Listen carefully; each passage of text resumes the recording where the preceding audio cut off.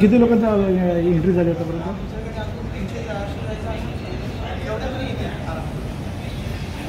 वाहतूक नियमांचं जनजागृती कुठले उपक्रम राबवण्यात येणार आहेत? ओके.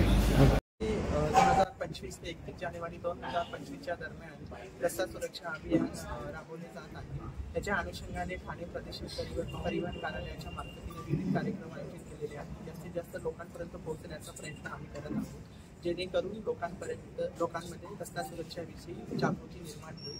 जसे की शाळा कॉलेजेसमध्ये मोटार वाहन निरीक्षक यांच्या मार्फत लेक्चर देण्यात येत आहे. तसेच वाहन चालकांसाठी नेत्रांची तपासणी करण्यात आलेली आहे. याच्यामध्ये जवळजवळ 1500पेक्षा जास्त अधिक चालकांनी भाग घेतलेला असून ज्यांना मोफत चष्मे वाटप आणि तसेच ज्यांचे मोतीबिंदू आढळून आलेले आहे अशा चालकांचे याच्या मार्फतीने मोफत ऑपरेशन करण्यात आलेलं आहे. त्याचप्रमाणे सायकल रॅलीचे आयोजन करण्यात आलेले आहे, कार रॅलीचे आयोजन करण्यात आलेले आहे, सुपर बाईकच्या रॅलीचे आयोजन करण्यात आलेले आहे. तसेच नो हॉकिंग विषयी क्रिकेटच्या मॅचेस आम्ही आयोजित केल्या. त्याच्यामध्ये संपूर्ण महाराष्ट्रातून 23 टीम्स आलेल्या होत्या आणि त्यामुळे जास्तीत जास्त जनजागृती करण्याचा प्रयत्न प्रादेशिक परिवहन कार्यालयामार्फतीने करण्यात आला. वाहतूकदारांना रस्त्यावरच्या वाहतुकीच्या नियमांचं काटेकोरपणे पालन करावं, जेणेकरून अपघाताचं प्रमाण कमी होईल.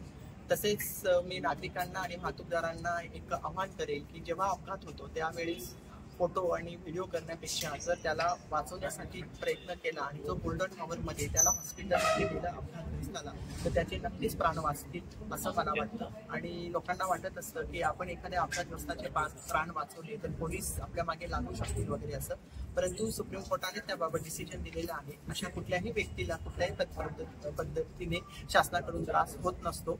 मी असं सांगेल की त्यामुळे जेव्हा अपघातग्रस्त व्यक्ती रस्त्यावर आढळून आला की त्याला त्वरित मदत करा, त्वरित हॉस्पिटलमध्ये हलवा, जेणेकरून त्याचे प्राण वाचतील. मॅडम अगदी बरोबर आहे की यामध्ये जर अपघाताचं आपण बघितलं तर जे टू व्हीलरचे अपघात आहे त्याचं प्रमाण जास्त आहे. या अभियानाच्या मधून आणि त्याचप्रमाणे प्रादेशिक परिवहन अधिकारी या नात्याने मी पालकांना असं आवाहन करेन की आपल्या मुलाला जोपर्यंत त्याचे वय पूर्ण 18 वर्ष होत नाही तोपर्यंत त्याच्या हातात वाहन देऊ नका. आणि ज्याच्याकडे लायसन्स असेल आपल्या मुलाला लायसन्स काढण्यासाठी पहिले प्राधान्य द्या, जेणेकरून तो कार्यालयात आल्यानंतर वाहतुकीच्या नियमांची माहिती घेईल आणि त्यानंतरच त्याला लायसन्स मिळेल आणि त्यानंतरच त्याच्या हातात वाहन द्या असं मी आवाहन करेन.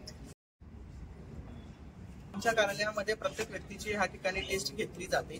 टेस्ट घेतल्यामुळे त्या व्यक्तीला येणारा कॉन्फिडन्स, वाहतुकीच्या नियमांची माहिती आमच्याकडून मोटार वाहन निरीक्षकामार्फत दिली जाते. त्याचप्रमाणे ह्या ठिकाणी जेव्हा टेस्ट द्यायला जातो त्यापूर्वी त्या ठिकाणी ह्या ठिकाणी लेक्चर्स घेतले जातात. त्यामुळे चांगला प्रतिसाद आहे आणि लोकांच्या टेस्टही चांगल्या पद्धतीने होतात.